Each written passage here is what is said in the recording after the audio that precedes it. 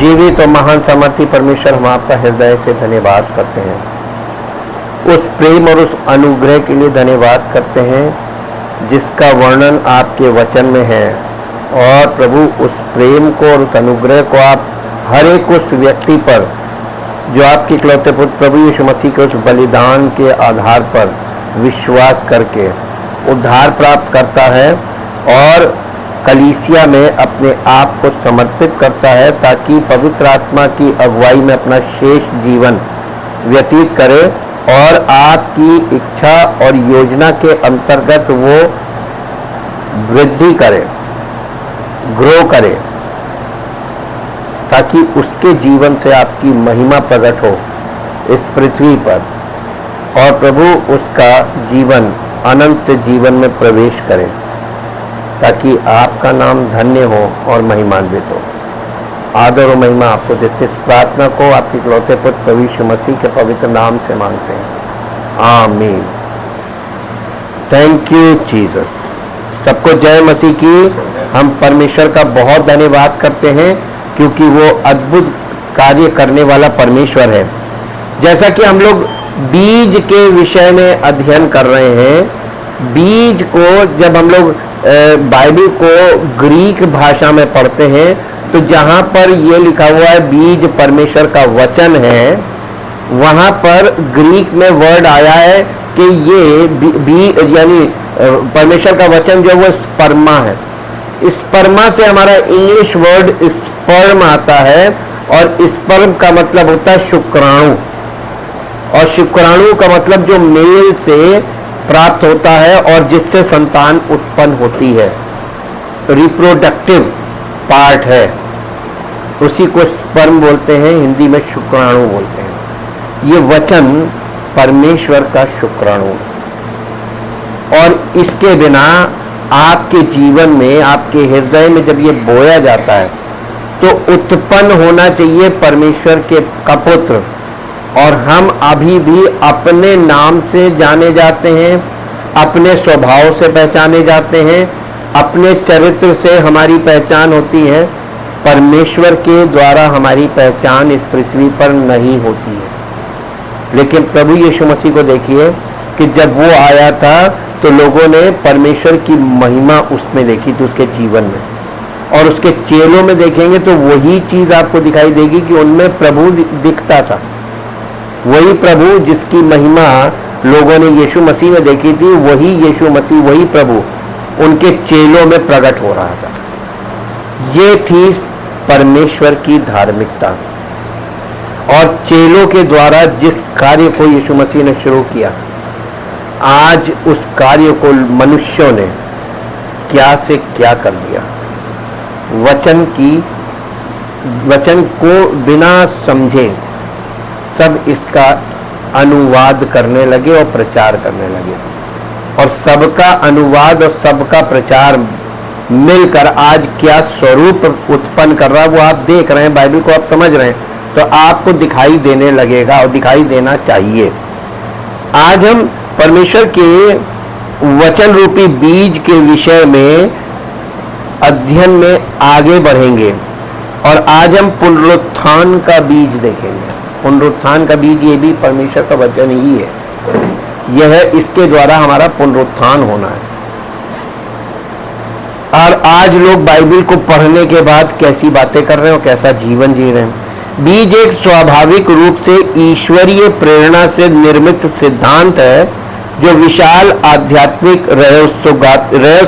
रहस्योद्घाटन यानी रेवलेशन या प्रकाशन को प्रदर्शित करता है, और आज इसका एक और उदाहरण हम लोग देखेंगे।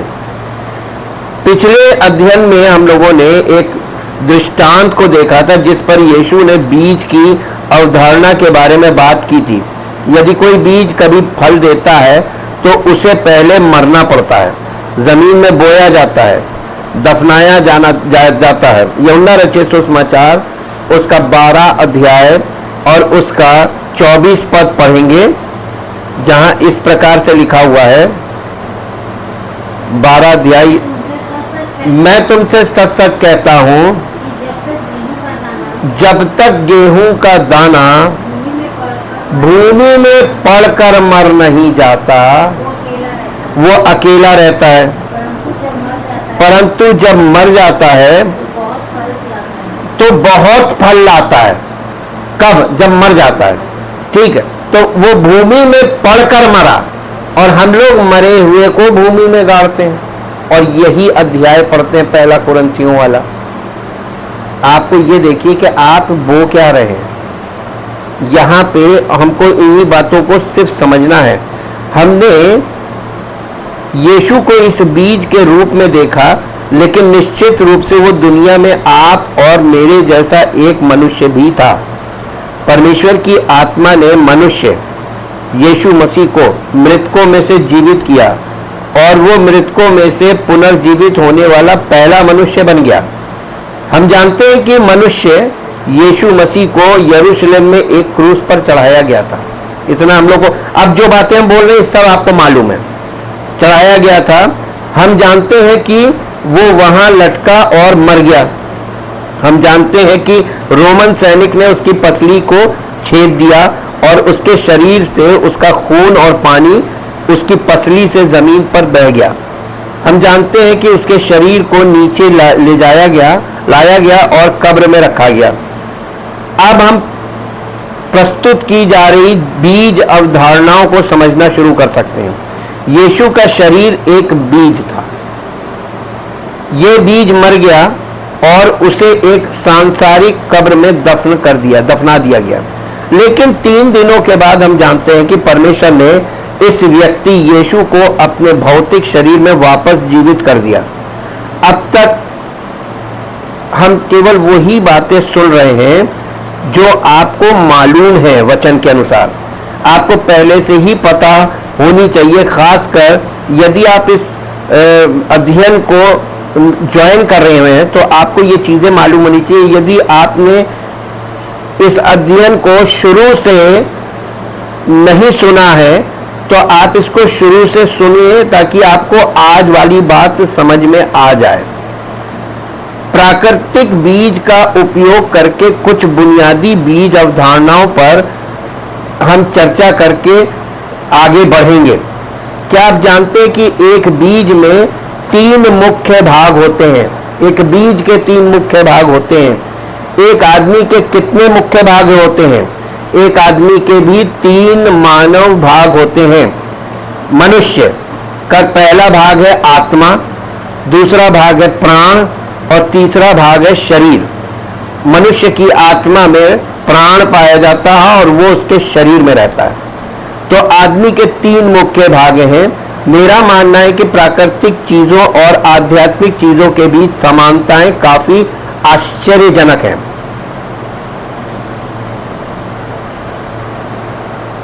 परमेश्वर को भी 3 भाग वाले आध्यात्मिक प्राणी के रूप में वर्णित किया गया है। ईश्वर पिता, ईश्वर वचन और ईश्वर पवित्र आत्मा। 3 भाग, यानी पिता, पुत्र, पवित्र आत्मा को आप पिता, वचन और आत्मा कह सकते हैं। ये 3 भाग है, यही परमेश्वर है जो एक सच्चे ईश्वर का निर्माण करते हैं। तो एक प्राकृतिक बीज के 3 मुख्य भाग क्या है? प्राकृतिक बीज में भी नेचुरल सीड जिसको बोलते हैं, उसके भी 3 मुख्य भाग हैं। और वो 3 मुख्य भाग क्या है? पहला है बीज का खोल, जिसे बीज कोट कहते हैं। दूसरा है एंडोस्पर्म, और तीसरा है भ्रूण। ये एक प्राकृतिक बीज के 3 प्रमुख घटक हैं। एक आदमी के मेकअप की तुलना एक बीज के मेकअप से करें। बाहरी भाग जिसे हम देख सकते हैं वो मानव शरीर होगा, और बीज का बाहरी भाग बीज कोट होगा, बीज का खोल जिसके अंदर बीज होता है, और ये उसी के अनुरूप होगा जो बाहरी खोल या झिल्ली है। फिर मनुष्य की सबसे कम महत्वपूर्ण से सबसे महत्वपूर्ण परत उसका प्राण होता है। प्राण सबसे ज्यादा, वेरी इंपॉर्टेंट, बॉडी से भी ज्यादा इंपॉर्टेंट है प्राण। और आत्मा तक परमेश्वर के वचन का प्रभाव प्राणों के थ्रू है, शरीर के थ्रू नहीं है। तो इसमें आप देखते जाएंगे शरीर का कोई रोल नहीं है, कोई रोल नहीं। स्पिरिचुअल लाइफ से कोई मतलब नहीं है इसका, कोई रोल नहीं, आपको शरीर से कुछ नहीं करना है। और इसीलिए जो वो हमारा प्राण, मनुष्य की आत्मा या उसका प्राण उसका मन है, और ये घटक बीज एंडोस्पर्म से मेल खाता है। मनुष्य का अंतिम सबसे महत्वपूर्ण हिस्सा उसकी आत्मा है। मनुष्य की आत्मा बीज के सबसे महत्वपूर्ण भाग भ्रूण से मेल खाती है। ईश्वर को समझना बहुत मुश्किल हो सकता है। जैसा कि आपने देखा होगा कि ईश्वर मनुष्यों के बच्चों को अपना बीज कहते हैं, इसलिए ईश्वर मनुष्य के मानवीय स्वरूप का वर्णन बीज के अनुसार करते हैं। जैसा कि आप बीज के प्राकृतिक विवरण को देख सकते हैं, ये जानकारी बहुत करीब से मेल खाती है। हालांकि एक अन्य दृष्टांत में यीशु ने मनुष्य को भूमि बताया जिसमें बीज बोया जाता है। हालांकि इस बार बीज ईश्वर का वचन है। यीशु ने बोने वाले के दृष्टांत में सिखाया कि मनुष्य 6 अलग अलग प्रकार की भूमि या प्राकृतिक पृथ्वी हो सकता है। 6 प्रकार की भूमि बीज बोने वाले के दृष्टांत में। अब आप कहेंगे आपको क्वेश्चन करना चाहिए था कि वहां पर 4 ही प्रकार तो है, 6 प्रकार कहां है, लेकिन आपने नहीं किया। ये आपकी वचन के प्रति जो सुप्तावस्था है, आप वचन के प्रति एकदम ऐसे हैं कि आपको तुरंत नहीं पता चलता कि कहां कौन व्यक्ति झूठ बोल रहा है या गलत बोल रहा है। 6 प्रकार कहां हैं? 4 ही प्रकार तो हैं। मार्ग के किनारे वाले, पथरीली भूमि पे, और झाड़ियों वाली, और उसके बाद अच्छी भूमि। लेकिन आपने ध्यान नहीं दिया। जब हम लोगों ने स्टडी की थी, हमने आपको 6 प्रकार दिखाए थे। मार्ग के किनारे वाले, पथरीली भूमि और झाड़ियों में, ये 3 प्रकार ये हो गए। अच्छी भूमि के 3 प्रकार है, कोई 30 गुना, कोई 60 गुना, कोई 100 गुना, तो वहां पर भी 3 प्रकार, तो 6 हुए। तो 6 प्रकार तो हैं, लेकिन कैसे, ये प्रश्न होना चाहिए था। ये अंडरस्टैंडिंग के लिए बहुत जरूरी होता है कि अच्छा अब समझ में आ गया। ये वाली बात वहां पर उसको भूमि बताया गया, मनुष्य के हृदय को। ये वो हिस्सा है जो कई लोगों को अपना सिर खुजलाने पर मजबूर करता और कहता हम दोनों कैसे हो सकते हैं। फिर भी ईश्वर स्पष्ट रूप से हमें दोनों कहता है, यानी दोनों हैं आप भूमि भी, आपका हृदय भूमि भी है, और आप एक बीज भी हैं। आपके द्वारा आगे परमेश्वर के लिए और बीज उत्पन्न होते हैं, लेकिन वो पार्ट बाद में काम करता, पहले भूमि वाला पार्ट काम करता है कि आपके भूमि में जब वचन बोया जाता है, उससे आप एक वृक्ष बनते हैं, और उसके बाद फिर उसमें से बीज उत्पन्न होने लगते हैं। फिर भी ईश्वर स्पष्ट रूप से हमें दोनों कहता है। मेरा मानना है कि यह आपके दृष्टिकोण और उस अनुप्रयोग पर निर्भर करता है जिसमें आप इसका उपयोग करने का प्रयास कर रहे हैं। स्पष्ट रूप से विभिन्न प्रकार के बीज हैं, और ये व्याख्या की कठिनाई का हिस्सा है। संदर्भ और ईश्वर द्वारा चर्चा की जा रही हर चीज के सही प्रकार को निर्धारित करने के लिए मजबूर होना। मेरे जानने वाले किसी भी व्यक्ति ने यह नहीं कहा कि बाइबल की व्याख्या करना आसान है। अगर आपको लगता है कि यह आसान है तो आप धोखा खा जाएंगे। यह आसान नहीं है, आपको इसमें आसान के रूप में ही धोखा मिलेगा। इसको समझे बिना आपको परमेश्वर से कोई कुछ भी प्राप्त नहीं होगा। देखिए, रिलीजन एक ऐसी चीज है जिसमें आप विधियों को सीख लीजिए, आप उस रिलीजन में खप जाएंगे। लेकिन मसीहत, सच्ची मसीहत एक ऐसी चीज है जिसमें आप कोई ऐसी चीज नहीं है जिससे आप परमेश्वर को धोखा दे सकें कि मैं मसीही विश्वासी हूं, दुनिया के लोग धोखा खा जाएंगे, परमेश्वर कभी नहीं खाएगा।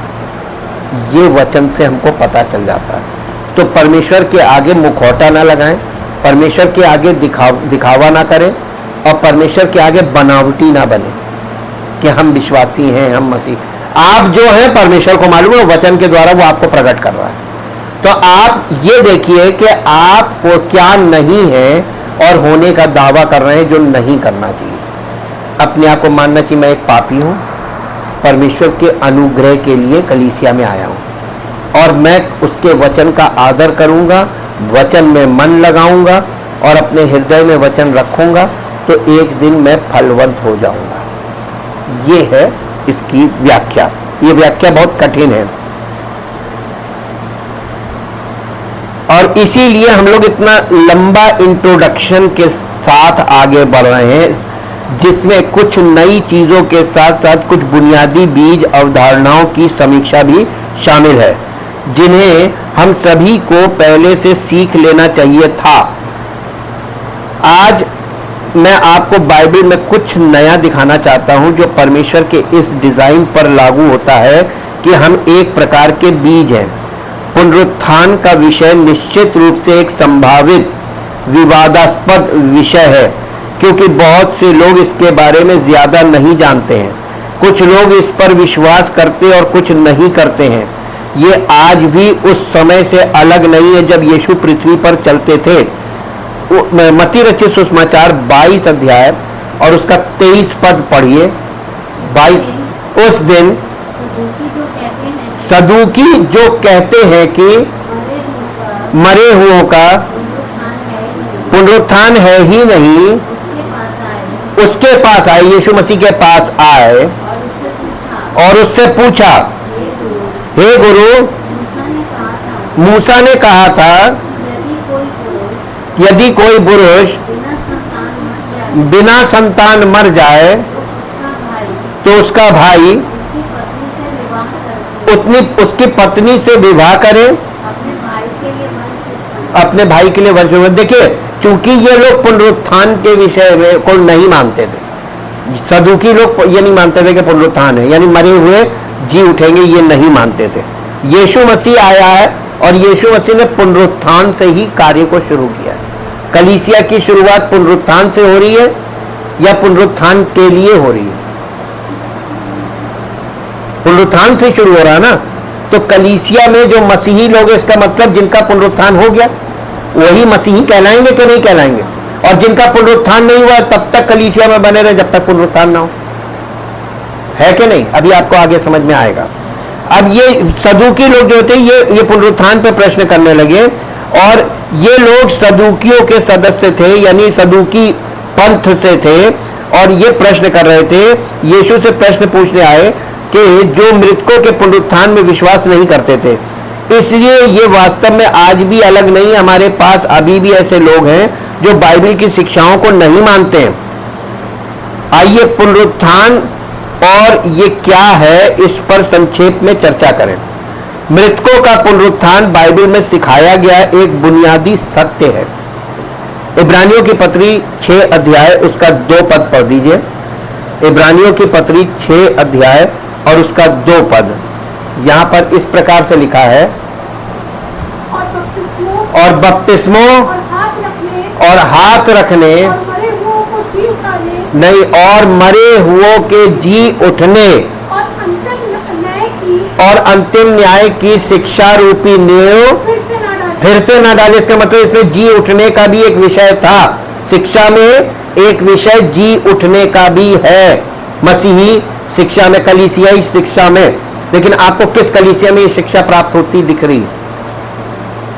कहीं ये शिक्षा दी जा रही? यही बात आपको समझाई जा रही है। मृतकों का पुनरुत्थान, ये स्ट्रॉन्ग के कॉन्कॉर्डेंस कहते हैं शब्दकोश को। जो स्ट्रॉन्ग का कॉन्कॉर्डेंस है उसमें ग्रीक शब्द का अर्थ, ग्रीक में जो रेजरेक्शन का वर्ड है, इसका ग्रीक में अर्थ है उठाना, फिर से खड़ा होना या फिर से जीवन में लाना। ये वे लोग हैं जो कभी जीवित थे, जिनके बारे में कहा जाता था कि वे मर गए थे और देखो वे फिर से जीवित हो गए। यही पुनरुत्थान की अवधारणा है जिसका वर्णन हमें किया जा रहा है, और ये एक बीज अवधारणा है जिसका स्पष्ट रूप से प्रदर्शन किया जा रहा है। एक बीज जीवित रहता है, एक बीज मर जाता है और बोए जाने के बाद फिर से एक नए जीवन के लिए उठ खड़ा होता है। इसलिए यदि कोई व्यक्ति एक बीज है और उसकी बनावट या डिजाइन एक प्राकृतिक बीज जैसा है, तो हमें ये देखने में सक्षम होना चाहिए कि परमेश्वर हमारे भौतिक शरीरों को पुनरुत्थान में इस अवधारणा का उपयोग कैसे करने की योजना बना रहा है। पहला कुरिन्थियों 15 अध्याय और उसका 35 पद, हम लोगों ने कल यहीं से अंत किया था और अब यहीं से हम आरंभ करते हैं। पहला कुरिन्थियों 15 अध्याय उसका 35 पद, पर कोई ये कहेगा कि मुर्दे किस रीति से जी उठते हैं और किस देह के साथ आते हैं। इस पद में पौलुस कुरिन्थ की कलीसिया को लिख रहा है और कुछ बुनियादी धार्मिक सवालों के जवाब दे रहा है। इस विषय पर कुछ तीखी बहस हुई होगी, जिसके कारण परमेश्वर ने इस तरह से जवाब दिया। बेशक ये हमें ये जानने में भी मदद करता है कि क्या सिखाया जा रहा था, क्योंकि जब पौलुस ने उन्हें व्यक्तिगत रूप से ये सिखाया तो हम मौजूद नहीं थे। परमेश्वर के सामने दो सवाल पेश किए गए हैं। पहला, मृतकों को कैसे जीवित किया जाता है, और दूसरा, उनका शरीर किस तरह का होगा। मुझे लगता है कि ये दो बहुत अच्छे सवाल हैं और हम देखेंगे कि परमेश्वर इन सवालों का जवाब देता है या नहीं। चाहिए जवाब इन दो सवालों का। अध्याय में हम कुछ प्रासंगिक आयतें देखते हैं जो बीज पुनरुत्थान सिद्धांत के संदर्भ में भी है। आदम ने सभी मनुष्यों को मरने के लिए मजबूर किया, क्योंकि जब आदम ने पाप किया तो हम सभी आदम में थे। हम थे कहां उस समय, लेकिन हम थे आदम में थे। और आज हम आदम से अलग, आदम का एक बीज है कि नहीं है, आदम का वंश है कि नहीं है, उसका एक बीज है, वंश, बीज भी वंश है, बीज एक वंश को भी कहा गया। मसीह सभी मनुष्यों को फिर से जीवित करेगा, क्योंकि हम जो फिर से जन्मे, बॉर्न अगेन, मसीह में थे जब वो मृतकों में से जी उठा था। ये सार्वभौमिक उद्धार नहीं है, जिसका अर्थ है कि हर कोई स्वर्ग जाएगा। इसका मतलब ये नहीं कि हर कोई स्वर्ग चला जाएगा। जैसे आदम में हम थे, आदम मरा तो आज हम मृतक अवस्था में हैं आत्मिक तौर पर, और हम मसीह जब मरा तो हम मसीह में थे। हम मसीह में कहां थे? हम आदम के रूप में, आदम मसीह में था, आदम के सारे वंश मसीह में थे जब मसीह पापों के लिए मरा। लेकिन हमको फिर से बॉर्न अगेन होकर मसीह में जीवन शुरू करना है कि नहीं? कि हम वो आदम को जिंदा करेगा कि यह मसीह में जो बॉर्न अगेन है उनको पुनरुत्थान का भाग बना रहा है। अगर आदम को ही, आदम के वंशजों को ही उसको पुनरुत्थान देना था तो मसीह का मरना व्यर्थ हो गया, बेकार मरा। परमेश्वर के वचन से वो सब बॉर्न अगेन हो जाते, यानी पुनरुत्थान मिल जाता है उनको। नहीं, पुनरुत्थान तो सबका होगा। आगे जाके देखिए, जो आदम में है पुनरुत्थान उनका भी होगा, जो मसीह में पुनरुत्थान उनका भी होगा। ये दो पुनरुत्थान होंगे और दोनों को समझना है आपको कि पुनरुत्थान सबका होगा, पक्की बात है ये। लेकिन वो कौन सा पुनरुत्थान में, आपका पुनरुत्थान कौन से पार्ट में है, ये आपको देखना है। परमेश्वर का वचन इसी विषय पे बात कर रहा है। आदम ने सभी मनुष्यों को मरने के लिए मजबूर किया, क्योंकि जब आदम ने पाप किया तो हम सभी उसमें थे। मसीह सभी मनुष्यों के लिए फिर से जीवित, मसीह सभी मनुष्यों को फिर से जीवित करेगा, क्योंकि हम जो फिर से जन्मे हैं मसीह में थे जब वो मृतकों में से जी उठा था। ये एक सार्वभौमिक उद्धार नहीं है, जिसका अर्थ है कि हर कोई स्वर्ग जाएगा। आप देखते हैं कि ऐसे लोग हैं जो इस प्रकार की शिक्षाओं का उपयोग करके दूसरों को धोखा देने की कोशिश कर रहे हैं, जहां वे बाइबल के केवल उन हिस्सों का उपयोग करते हैं जो उन्हें पसंद है, और फिर उन हिस्सों को अस्वीकार कर देते हैं जो उन्हें पसंद नहीं है या जो उनके विश्वास के अनुरूप नहीं है। यहाँ एक आयत है जो यीशु ने हमें पुनरुत्थान के इस विषय पर दी है। एक पद यीशु मसीह ने हम लोगों को दिया था पुनरुत्थान के विषय में, उसे पढ़िए, जो आपको मिलेगा यूहन्ना रचित सुसमाचार 5 अध्याय और उसका 29 पद पढ़िए। 5 अध्याय का 29 पद। जिन्होंने भलाई की है वे जीवन के पुनरुत्थान के लिए जी उठेंगे, और जिन्होंने बुराई की है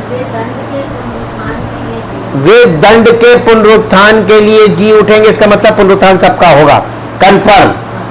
ठीक, अब आपका पुनरुत्थान किस सेक्शन के लिए होगा?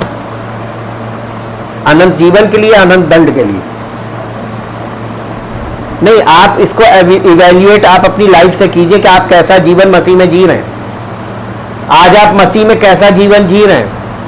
एक सच्चा मसीही जीवन जी रहे हैं, शुद्ध वचन के द्वारा हृदय शुद्ध की करा जा रहा वो वाला, या आप अपने मन से जी रहे हैं और बस कलीसिया का हिस्सा बने हुए हैं? ये बातें आपके कान में कौंधेंगी, क्योंकि परमेश्वर जब न्याय करने आएगा ना, सब मरे हुओं का न्याय होगा, सब, यानी सबको पहले जिंदा करेगा, न्याय करेगा। आगे आना एक बीज अवधारणा है। आप मिट्टी में एक गड्ढा खोदते हैं, जमीन में एक बीज बोते हैं, इसे मिट्टी से ढक देते हैं और समय के साथ ये जमीन से बाहर आ जाता है। फिर यीशु हमें बताते हैं कि कुछ लोगों ने अच्छे काम किए हैं और वे जीवन में पुनर्जीवित होंगे, और ये अच्छे बीज हैं जिन्हें परमेश्वर ने बोया है। जंगली बीज के दृष्टांत को फिर यहाँ पर आपको देखना पड़ेगा, कैसे दो प्रकार के बीज और दो प्रकार की फसल, और उनमें दो प्रकार का फल, यानी फसल दो प्रकार की आ गई, जंगली बीज और गेहूं का बीज। तो ये तो जमीन से ही निकल के आ रहा है ना। पुनरुत्थान सबका हो रहा है, कटनी तक साथ साथ बढ़ने दो। कटनी के समय अलग अलग किया जाएगा। तो कटनी के समय अलग क्यों कर रहा है जब साथ साथ बढ़े? कलीसिया में सब साथ साथ हैं, गेहूं का दाना भी और जंगली दाना भी। अब आपको इतना सतर्क होना है कि आप कलीसिया में कौन से वाले दाने से आपके दिलो दिमाग मिल रहे हैं, जंगली दाने से या गेहूं के दाने से? मित्र की संगति से मित्र का चेहरा चमकदार होता है। जिस तरह के व्यक्ति से आप संपर्क रखेंगे और जिसकी संगति करेंगे उसके जैसे ही होंगे। ये सिद्धांत साथ साथ चल रहा है, इस पर ध्यान रखिएगा। आप किससे कितना क्लोज होते हैं और क्यों होते हैं, ये प्रश्न मायने रखता है।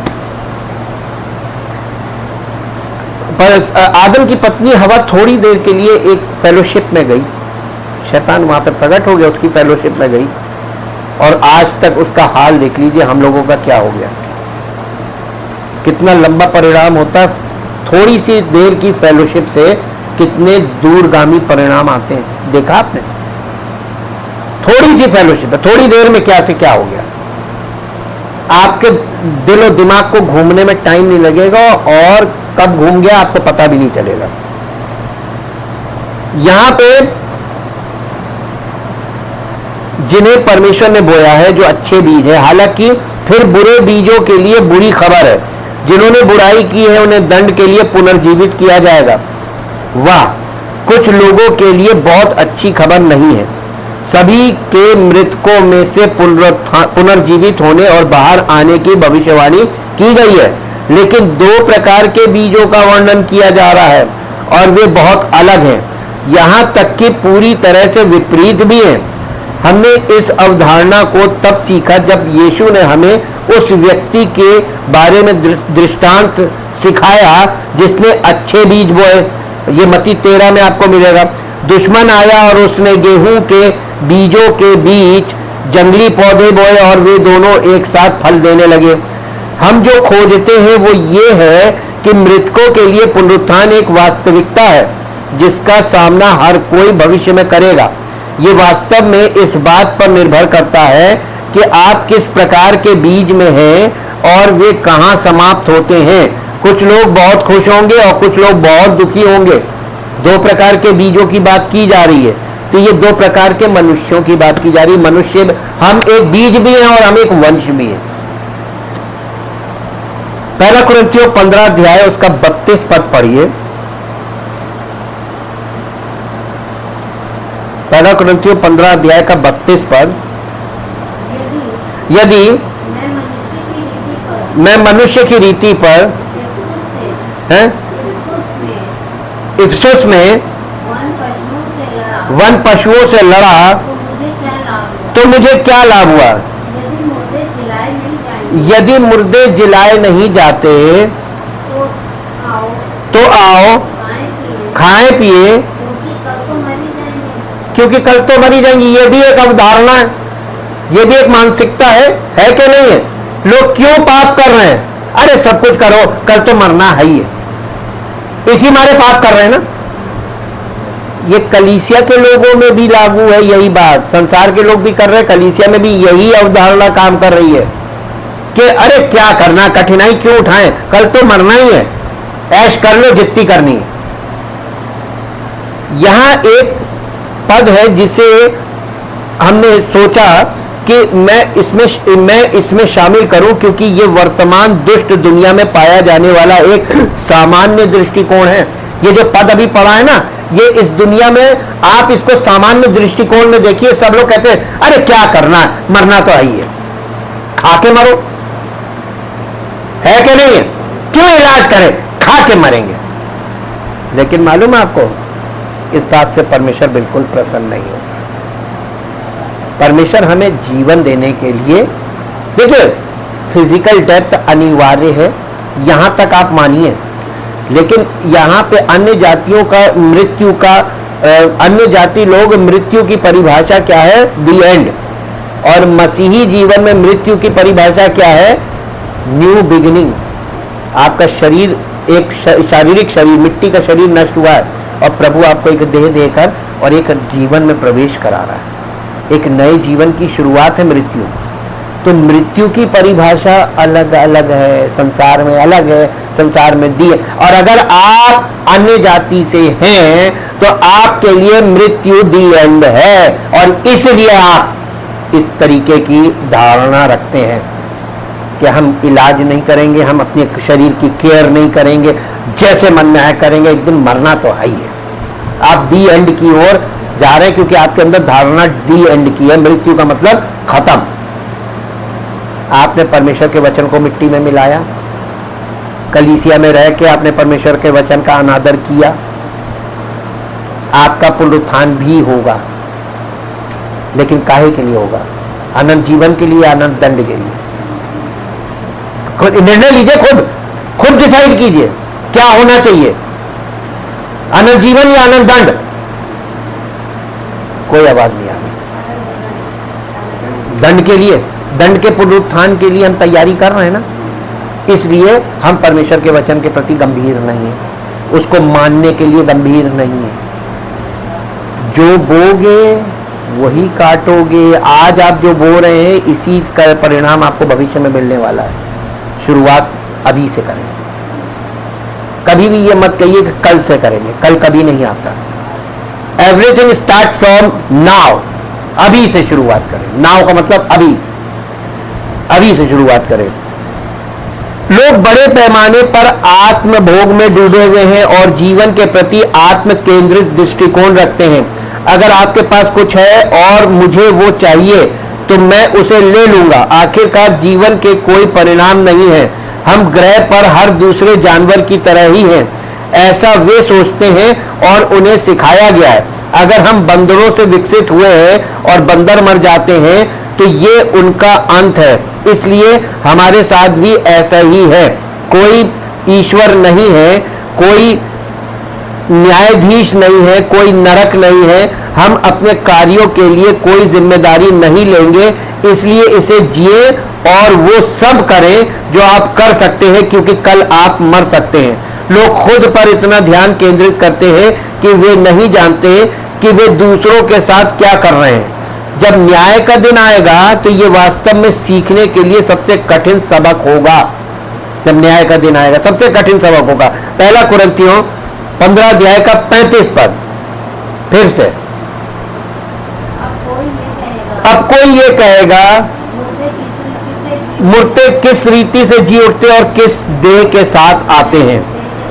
हाँ, तो चलिए हम संशयवादियों द्वारा पूछे जा रहे 2 सवालों के जवाब ढूंढने पर वापस आते हैं। ये कैसे संभव है कि ये पुनरुत्थान घटित होगा और इसके घटित होने के बाद मैं कैसा दिखूंगा। पहला कुरिन्थियों 15 अध्याय का 36 पद पढ़िए।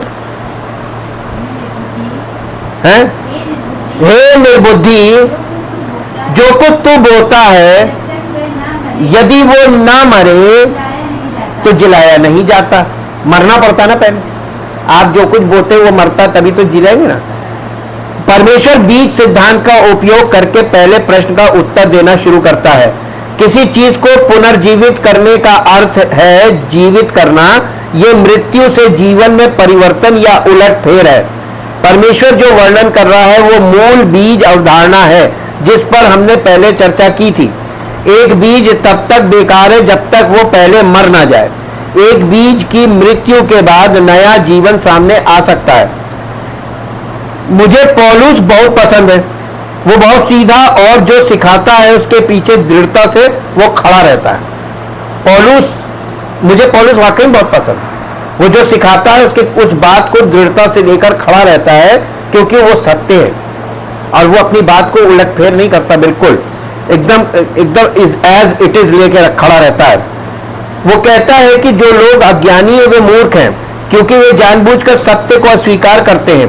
आपको यह तय करने की जरूरत है कि क्या आप आज मूर्ख बनना चाहते हैं या परमेश्वर की बुद्धि को स्वीकार करने के लिए बदलना चाहते हैं।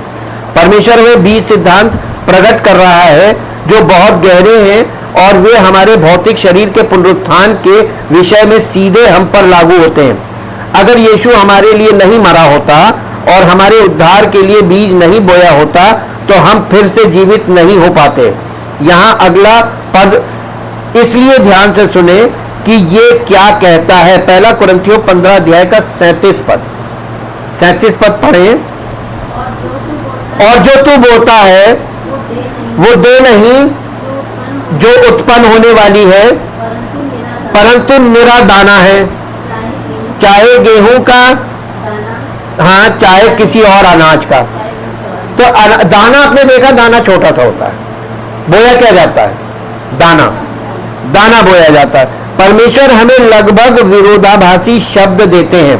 उत्पत्ति से बीज सिद्धांतों में से एक ये है कि हर बीज अपनी ही तरह का उत्पादन करता है, जिस बात को मैं बार बार फोकस कराता हूं। Seed begets its own kind, ये एक कहावत है इंग्लिश में। यानी हर बीज जो उसकी जाति होती है वो अपने समान ही बीज पैदा करता है। पेड़ जैसा वो था एज इट इज वो पैदा करेगा। आदम के बच्चे आदम के से जो पैदा हुए हैं वो सब आदम की संतान है कि नहीं है? है, क्योंकि सब आदम के स्वभाव में है, आदम के द्वारा आदम के जैसे दिखते हैं और आदम की तरह सोचते हैं और वैसे ही काम करते हैं, है कि नहीं? लेकिन मसीह के समान कौन लोग आपने देखे आज तक, केवल बाइबल में छोड़कर? यीशु मसीह और उसके चेलों के अलावा। यीशु मसीह पहला बीज है और उसके समान उसके चेलों के अलावा आपने किसको देखा? किसी को नहीं देखा। क्यों नहीं देखा? क्योंकि वो आपको दिखेगा ही नहीं। वो एक ऐसा कार्य है जो लोग इस टाइप के होते हैं वो प्रदर्शन नहीं करते हैं। मसीही जीवन प्रदर्शन करने वाला जीवन नहीं है। और एक और बहुत खास बात बताते हैं, मूल तत्व, मसीहत का मूल तत्व।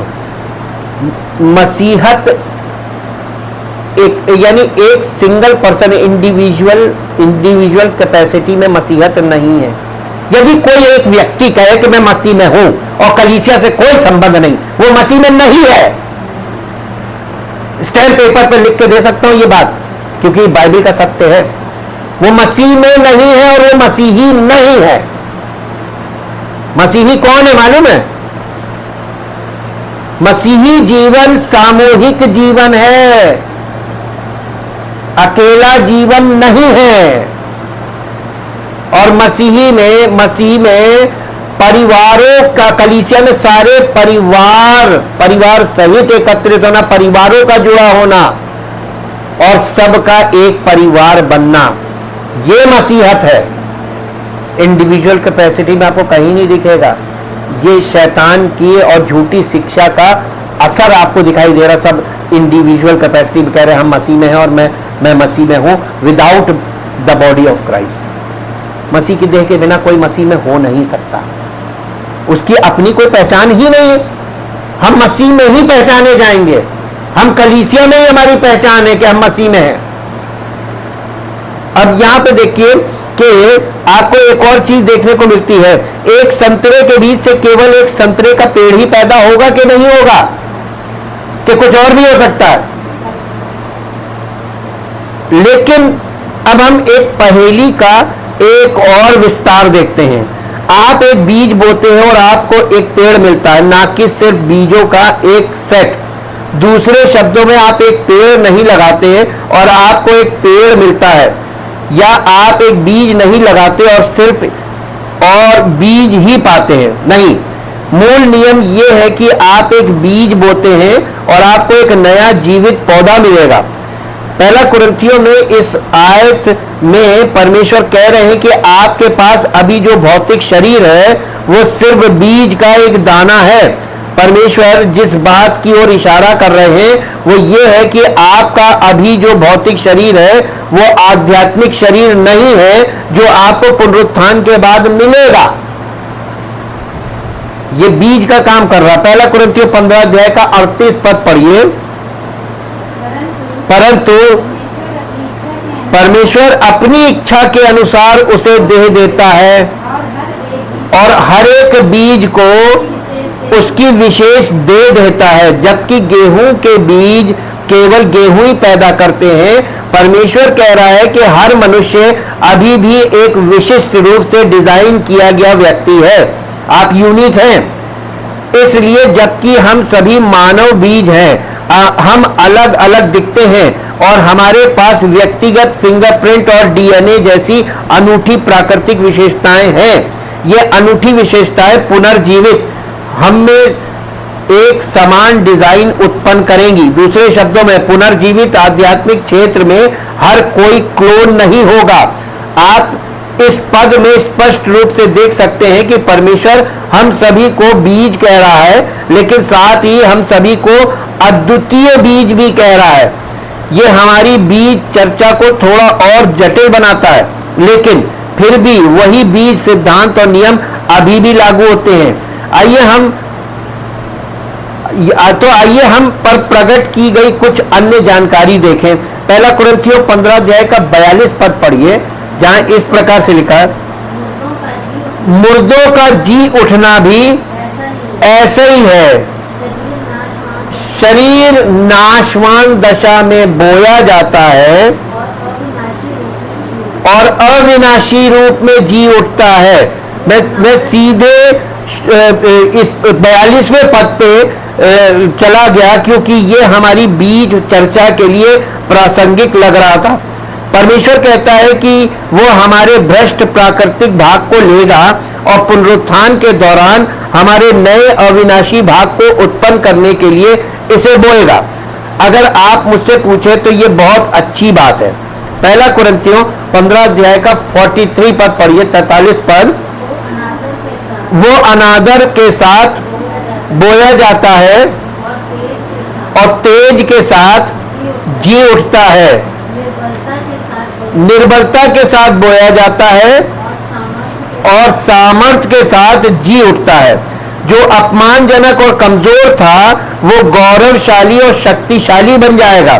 परमेश्वर आपको पुराने और नए के बीच के अंतर की तुलना का सुराग दे रहा है।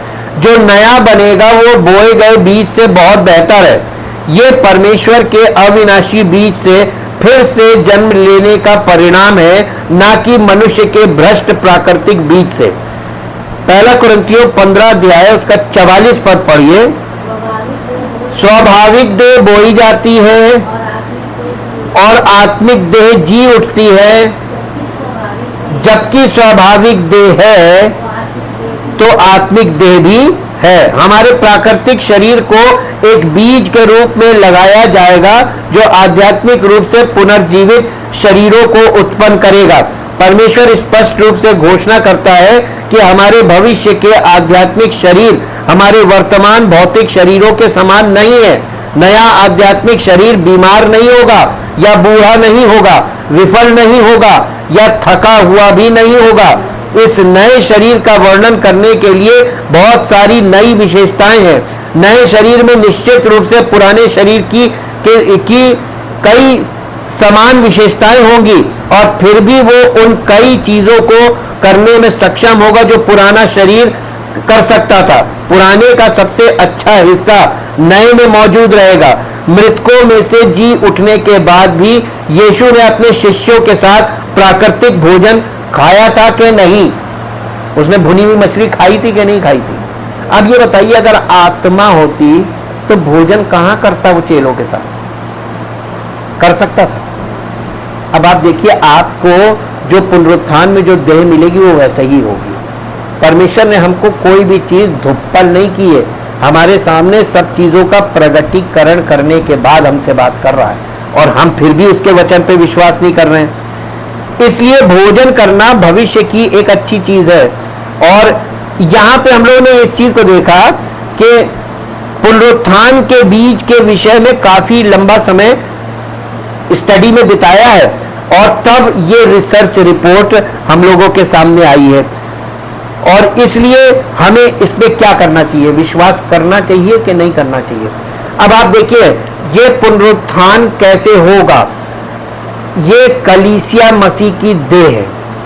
जब आप मसीह की देह में बने रहेंगे और परमेश्वर की योजनाओं में बने रहेंगे, आप परमेश्वर के वचन में बने रहेंगे, तो इस देह के अंदर प्रभु, जब आप बने हुए शरीर सहित, तो आपके भीतरी मनुष्यत्व को पुनरुत्थान की संतान बनाएगा कि नहीं बनाएगा? हम पहले भी बता चुके हैं।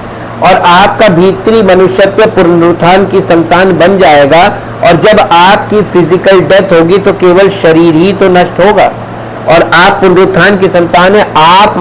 आपको प्रभु की तरह एक ऐसी पुनरुत्थान की देह मिलेगी जैसे यीशु मसीह जी उठने के बाद था, देह सही जी उठा था, वैसी देह में आप परिवर्तित हो जाएंगे।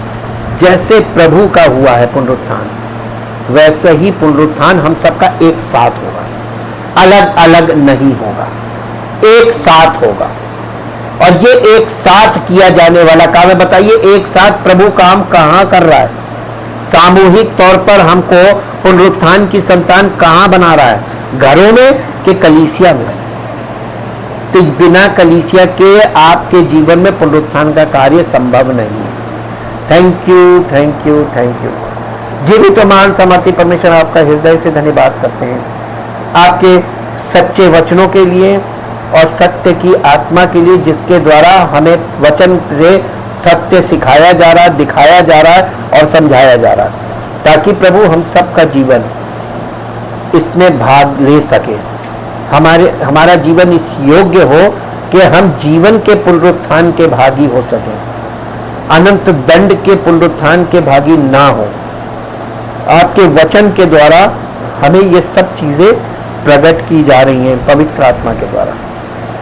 हमारे अंदर ऐसा बुद्धि से भरा मन हो ताकि हम सही निर्णय लें, क्योंकि हमारा व्यक्तिगत निर्णय ही आपके सामने मान्य है। आप हमें बाध्य नहीं करते हैं, बल्कि आप चाहते हैं कि हर व्यक्ति अपने निर्णय के अनुसार निर्धारित करे कि वो किस प्रकार अनंत जीवन या अनंत दंड किस ओर जाना चाहता है, और अब क्या इच्छा रखता है अपने जीवन में। शारीरिक इच्छाओं में लिप्त रहना मांगता है, या परमेश्वर के अनुसार जीवन व्यतीत करके सांसारिक अभिलाषाओं से अपने आप को अलग रखना चाहता है।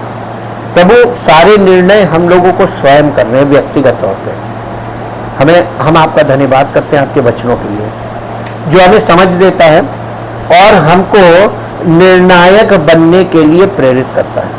हर एक व्यक्ति स्वयं निर्धारित करे और निर्णय ले कि वो किस दिशा में जाएगा, और उसी प्रकार से अपने जीवन को आज से ही शुरुआत करे, ताकि आपका जीवन परमेश्वर के लिए महिमा का कारण बने और सारी महिमा उसको मिले। यीशु मसीह के नाम से मांगते हैं, आमीन।